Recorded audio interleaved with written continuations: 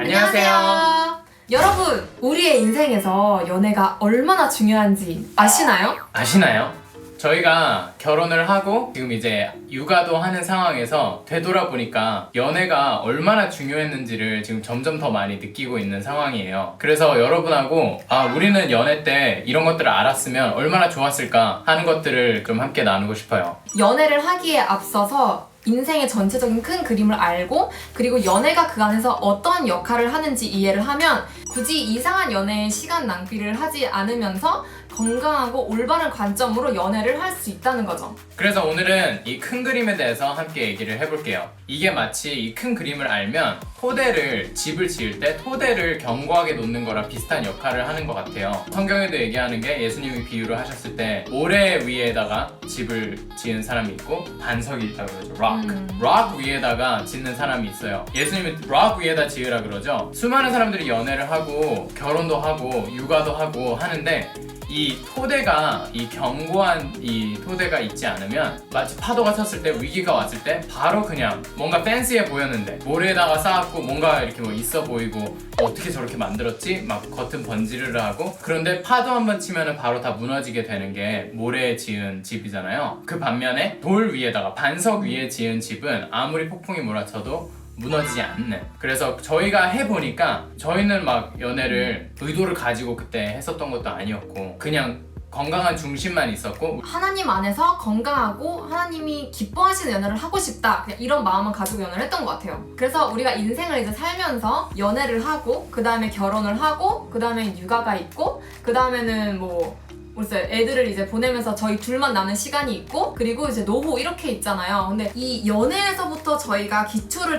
잘 다져 놓으면 그럼 그 이후에 이게 다 쌓이는 거예요. 그러니까 연애 때 했던 저희의 이런 과정들이 쌓이고 그 다음에 결혼해서 좀 더 쌓이면서 저희의 이런 성숙도 이런 삶의 레벨이 더 올라가면서 훨씬 더 이렇게 행복하게 살 수가 있는 거죠. 그러니까 저희가 육아를 해보니까 신혼 때 이런 것들이 이렇게 쓰이는구나. 실제로 이제 같이 삶을 모든 거를 다 공유하고 그 일상에서 함께하는 그 시간들이 얼마나 연애 때 개발되어 온 걸로 하게 되는지, 또 육아 때는 더 이제 극대화되거든요. 서로 팀워크를 맞춰야 되는 게 함께 일을 해 나가야 되는 거기 때문에 그 과정에서 이렇게 모두 쌓아온 것들이 이렇게 활용이 되는구나, 이렇게 사용이 되는구나를 되게 많이 느끼고 있어요. 저는 이제 옛날에 생각했을 때는 이제 그냥 연애하는 사람 따로 있고 결혼하는 사람 따로 이런 건 줄 알았거든요. 근데 그게 아니고 교답되는 거예요. 그게 내가 연애 때 배웠던 것들이 쌓이고 쌓여서 훨씬 더 좋아지는 거죠, 내 삶이.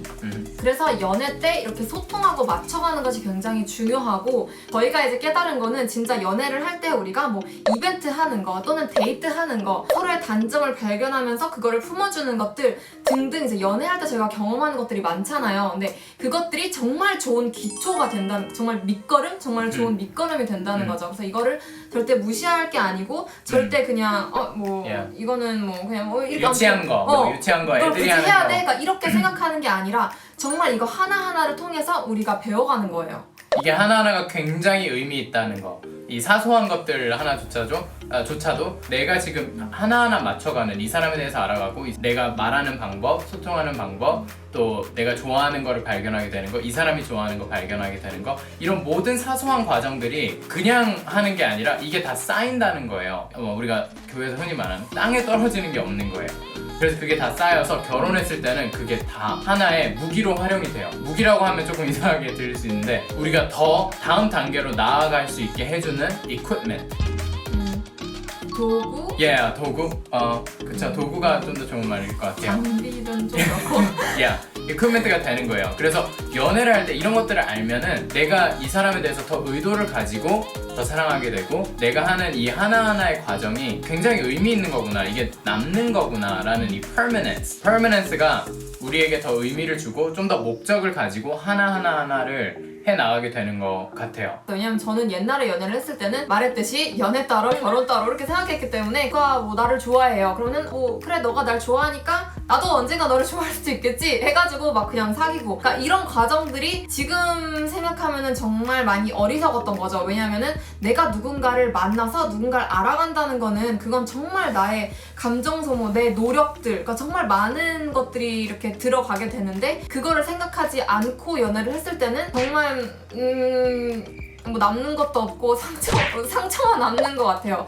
그래서 저는 이제 이 대화를 통해서 깨달은 거는 이 기초를 쌓는 그 단계에서 정말 내가 신중해야겠구나. 내가 이거를 시작할 때 정말 말했듯이 그러니까 의도를 가지고 시작을 할 때는 내가 이걸 통해서 무엇을 배울 수 있을까 할 때는 이게 마냥 그냥 너가 날 좋아하면 그럼 나도 너랑 사귈게 이렇게 되지는 않는 거죠.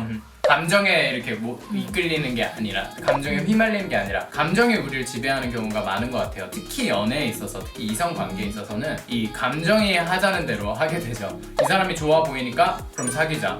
그리고 사귀다가 이제 더 이상 좋지가 않네? 그럼 헤어지고 그럼 다른 사람 이 사람이 더 좋네? 이러면 이 사람한테 가고 이런 게 아니고 근데 그게 연애 때만 그런 게 아니거든요. 결혼하고 나서도 마찬가지예요. 그래서 우리가 수많은 이혼 케이스들을 보잖아요. 이혼이 이제 너무너무 그냥 당연하게 받아들여지는 하나의 그냥 옵션이 돼버리는 그리고 이혼이 아니더라도 마찬가지예요. 육아도 마찬가지예요. 우리가 선택하는 게 아니기 때문에 어떤 애가 나올지 어떤 성격일지 이런 게 하나하나가 우리 감정과 안 맞는 것들이 되게 많을 수 있어요. 그래서 이 사랑이라는 개념이 우리가 과거 영상에도 언급했듯이 주는 사랑 내가 이렇게 뭘 받으려고만 하는 사랑 내 감정이 그냥 좋을 대로만 연애를 하는 게 아니고 결혼을 해가는 게 아니고 내가 좀 더 의도를 가지고 좀 더 중심을 가지고 그것보다 더 중요한 게 뭔가 그리고 내가 결국에는 한 걸음 한 걸음 더 성숙해질 때 내가 감정을 결국엔 다스릴 수 있게 되는구나. 내가 감정을 활용할 수 있게 되는 거예요. 내가 원하는 대로 내가 선택했을 때 감정이 따라오게 되는 이 훈련이 되는 거예요. 그래서 연애에 있을 때도 이 사람과 내가 함께 했을 때 나라는 사람이 더 살아나게 되는가 그리고 나를 통해 저 사람이 더 살아나게 될까 우리가 이 연애를 통해서 결혼을 했을 때 열매들을 맺어가는 모습들이 어떤 모습일까 이런 것들이 지금부터 조금씩 이제 생각을 해보면 좋은 거죠. 예를 들자면 이제 저희가 연애를 통해서 배운 것 중에 가장 이제 큰 거는 서로를 알아가는 것과 서로를 맞춰가는 것이 있죠. 그래서 이제 저희가 사귀었던 5년이란 시간 동안 저희가 뭘 배웠냐면 일단 수아니 같은 경우는 뭘 배웠죠? 제가 이제 화날 때, 제가 감정 컨트롤이 안 될 때 그거 어떻게 했는지 처음에 어땠는지 기분 처음에는 이제 남자로서 뭘 이제 해결해줘야 될 것 같은 딱 어느 남자나 다 공감하실 것 같은데 그때 저는 막 뭔가 이렇게 더 직면하려고 했어요. 뭐 때문에 지금 화가 나는지 내가 용서를 구해야 되는지 뭔가 내가 잘못한 게 있나 아니면 외부적인 건가 뭔가 저는 알고 싶고 빨리 해결해주고 싶고 그래서 빨리 예영이가 화가 안 났으면 좋겠는 막 그래가지고 처음에 막 예영이가 화가 났을 때는 막 그런 얘기들을 하려고 했었는데 그게 별로 도움이 안 되는 거예요. 처음에 이제 몇 번을 이제 맞춰보니까 그때는 예영이도 자기 자신이 그런 줄을 잘 모르고 있었어요. 근데 이렇게 서로 연애를 하면서 하나하나 직면하다 보니까 알게 된 것이 예영이는 뭔가 기분이 나쁘거나 뭔가 화가 나는 일이 있거나 언짢은 일이 생겼을 때 저한테 서운한 일이 생겼을 때도 마찬가지로 혼자만의 시간이 필요한 거예요. 먼저는 그러니까 예영이는 바로 이렇게 내가 화가 났으면 뭐 때문에 화가 났다 내가 뭐 때문에 지금 기분이 나쁘다 이게 바로 프로세스가 되지 않기 때문에 혼자만의 시간을 보내야 좀 내 안에 지금 내가 왜 화가 났지? 내가 지금 화가 난 건가? 짜증이 난 건가? 기분이 그냥 안 좋은 건가? 오늘 날씨가 안 좋은 건가? 뭔가 이런 여러 가지를 혼자서 생각을 해야 되는 거예요. 근데 그걸 혼자 생각하기 전에 옆에서 제가 막 왜 기분이 안 좋아? 내가 잘못한 게 있었어? 막 이렇게 되면 막 수환이가 잘못한 게 있었나? 이렇게 되는? 그래서 예영이는 기분이 안 좋을 때는 혼자 시간을 좀 보낼 수 있게 내가 공간을 내어줘야 되는구나. 이런 거는 제가 연애하기 전에는 전혀 몰랐던 일이었죠. 연애하기 전에는 당연히 그냥 화가 나면은 나는 얼마든지 그 화를 나는 거에 대해서 용서를 구할 준비가 돼 있고 해결해줄 준비가 돼 있고 뭐든 내가 다 양보해주면 되겠다. 그냥 되게 쉽게 생각하고 각자 자기만의 기준이 있으니까 그렇죠. 화가 그리고 나는 할 수 있다 이거예요. 저는 제 안에는 그런 자신이 있었어요. 근데 이렇게 해보니까 막 이게 아니네? 이 사람은 이게 전혀 아니네? 그런 것들을 배워갔던 것 같아요. 저 같은 경우는 사실 뭐 수환이가 기분이 안 좋거나 하면은 저는 웬만하면은 수용하거나 좀 맞춰주는 편이었던 것 같아요. 워낙에 저는 뭔가 딱 이렇게 관찰력이 좋아서 이건 이거 있고 이거 있고 이렇게 수환이처럼 그런 스타일이 아니었어서 근데 저는 그 대신 수환이가 서운했던 부분들에 대해서 더 발전을 하려고 했던 것 같아요. 이거는 제가 사랑의 언어 영상에서도 말을 했던 건데 수환이는 질문을 되게 잘했어요. 그래서 너는 오늘 하루는 어땠어? 오늘 친구들이랑은 무슨 얘기를 했어? 이런 질문들을 하면서 제가 오늘 하루 어떤 감정들을 느꼈는지 이런 걸 되게 잘 물어보는 편이었거든요. 근데 이제 저는 선이가 물어보는 거에 오늘 하루 좋았어 하고 되려 물어보진 않은 거죠. 그냥 저 혼자만 대답하고 마는 거예요. 나중에 이제 수환이가 그걸 서운해한다는 걸 깨닫고는 나도 그럼 이제 수환이에 대해서 더 물어봐야겠다.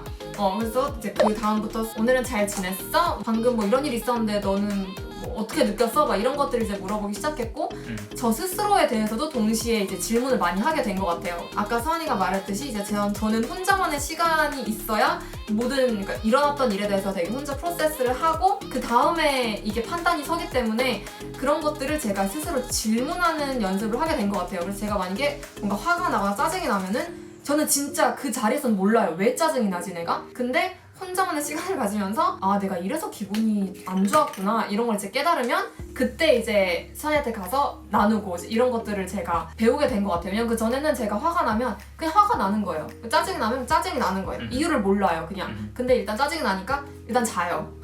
그래서 좀 그렇게 해결을 했었거든요. 근데 그게 올바르지 않다는 걸 깨닫고 나서는 수환이랑 더 소통을 하면서 이 관계를 그렇게 발전시켜 나간 것 같아요. 그래서 연애 때 이렇게 저희가 배웠잖아요. 이런 거에 대해서. 이게 나중에 시간이 가면 갈수록 얼마나 이게 소중한 도구가 되는지 우리의 관계에 있어서 우리가 무너지지 않게끔 더 도약할 수 있게끔 얼마나 큰 도움이 됐는지 몰라요. 결혼 초기 때 결혼을 이제 딱 해서 신혼이 됐잖아요. 모든 거를 이제 다 공유하고 그 전에 알지 못했던 것들을 되게 많이 발견하게 되고 그런 상황 속에서 당연히 서로 기분이 안 좋은 날도 있고 그런 것들을 이제 직면하게 되는데 그때 이제 어떻게 해야 될지를 5년 동안 이게 훈련이 됐었기 때문에 그게 그냥 너무 자연스럽게 되는 거예요. 그냥 예영이도 스스로 기분이 안 좋은 일이 있으면 혼자서 그냥 생각을 하는 거예요. 그 전에 생각을 별로 안 했었는데 이제는 생각을 하는 거죠. 먼저 나 생각 좀 하고 올게. 네. 이러고 생각을 하고 네. 오고 이제 이렇게. 그래서 그렇게 되면 저도 내가 지금 여기서 불필요한 뭔가 더 많은 노력을 할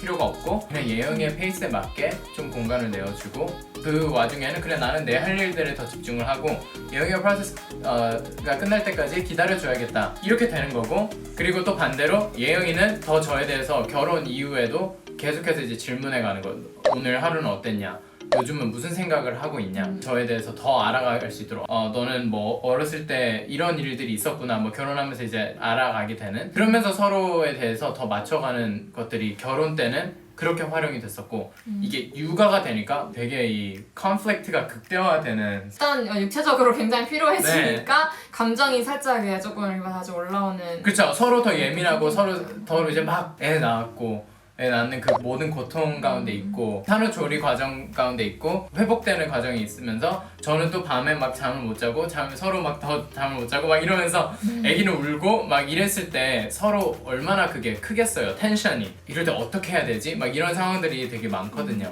근데 그때도 좀 더 이제 차분하게 해 나갈 수 있는 거예요. 내가 지금 예영에게 딱 이 정도 일을 하면 되고 애기한테 더 이 정도의 에너지를 쓰면 되겠다. 그러면은 예영이 제 기분 안 좋으니까 방에 들어가 있어. 내가 애기를 볼게. 그리고 애기를 제가 충분히 이제 러근이와 시간을 보내고 그 다음에 시간이 지나면 이제 영희가 와서 사실은 좀 이런 게 있었던 것 같아. 이렇게 해서 되게 커질 수 있는 문제들을 되게 건강하게 그리고 더 성숙해질 수 있도록 활용이 됐던 것 같아요. 근데 그게 다 어디서부터 출발했냐? 연애 때부터. 네, 그래서 이런 것들이 너무 중요한 거예요. 육아를 할 때는 진짜 확실히 정말 저도 느낀 게 이건 진짜 싸울 수밖에 없다. 이거는 육아가 이렇게 힘든데 부부가 안 싸우는 게 이상하다라고 생각을 했었는데 저희는 한 번도 싸운 적이 없어요. 육아 때문에. 정말요? 네.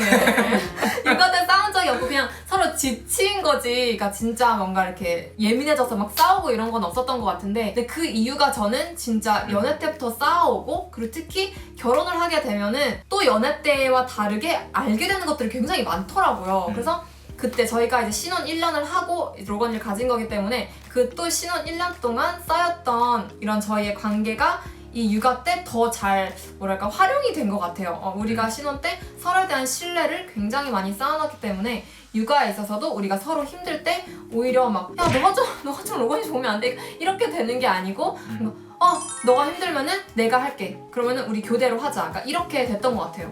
여기서 이제 뭐 저희의 상황과 정확하게 다 같진 않을 거예요. 연애를 짧게 하는 사람들도 있고 바로 결혼으로 들어가는 사람들도 있을 수 있고 연애를 저희보다 더 길게 하는 사람들도 있을 수 있고 결혼을 하고도 우리는 별로 출산에 마음이 없다 하시는 분들도 많이 있을 수 있어요. 상황은 조금 다를 수 있지만 이 근본적인 우리가 겪게 되는 이 역동들은 비슷한 것 같거든요. 육아 때문에 저희는 힘들다고 했는데 대부분 많은 분들은 직장 때문이겠죠. 갑자기 출장을 가게 된다든지 갑자기 야근을 해야 되는 상황이 온다든지 그래서 서로 이제 소통을 해야 되고 서로는 나 되게 오늘 힘들었는데 집에 와가지고 조금 더 위로를 이제 바라고 집에 왔는데 상대방 더 힘들어.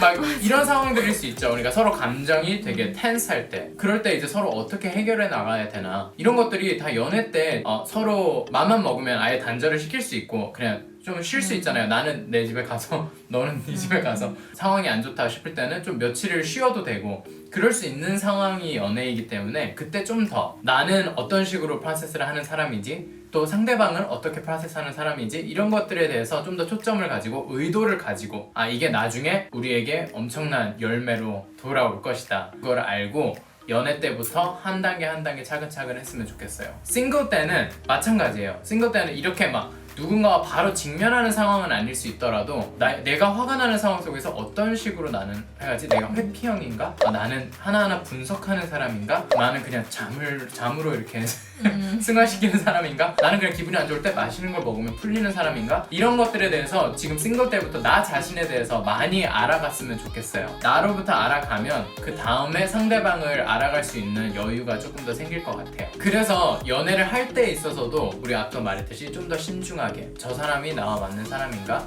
나는 지금 저 사람이 좋기는 한데 내가 지금 연애를 해야 될 때인가? 이 연애를 했을 때 앞으로의 길은 어떤 길들이 있을까? 이런 것들에 대해서 너무 생각할 필요는 없지만 어느 정도의 관점이 있어야 내가 뭔가 저 사람이 너무 좋다 사귀어야겠다 약간 바로 그냥 이렇게 1차원적으로 가는 게 아니라 좀 더 많은 경우들을 생각하고 그렇게 신중하게 선택을 했을 때 돌아오는 보상은 제가 말할 수가 없어요. 그래서 저희가 이제 궁극적으로 여러분께 말씀드리고 싶은 것은 조금 더 인생의 전체 큰 그림을 한번 보셨으면 좋겠다? 저희는 보통은 바로 앞일만 보고 살아가잖아요. 그러니까 저희가 사귈 때만 했어도 그냥 굳이 막 결혼해서 우리는 뭐 이렇고 이런 걸 생각 안 했거든요. 그러니까 모두가 그렇듯이 우리가 그렇게 살고 있는데 근데 지금 이 영상을 통해서 뭔가 여러분이 이제 인생의 큰 그림을 보면서 정말 건강한 관계 안에서 살아갈 때 얼마나 좋은지 좀 그런 것도 경험을 하셨으면 좋겠고 그래서 좀 더 그런 거에 대한 소망이 좀 생겼으면 좋겠어요. 내가 지금 열심히 이렇게 하는 이 모든 과정들이 it's gonna pay off. 나중에 나한테 더 큰 열매들로 다가올 일들이구나. 이런 것들에 대해서 여러분이 좀 소망을 가지셨으면 좋겠어요. 정말 이 영상이 여러분께 도움이 됐으면 좋겠습니다. 뭐 다른 의견이 있다면 언제든지 댓글로 남겨주시고요. 저희는 또 재밌는 영상으로 찾아오겠습니다. 감사합니다. 바이바이.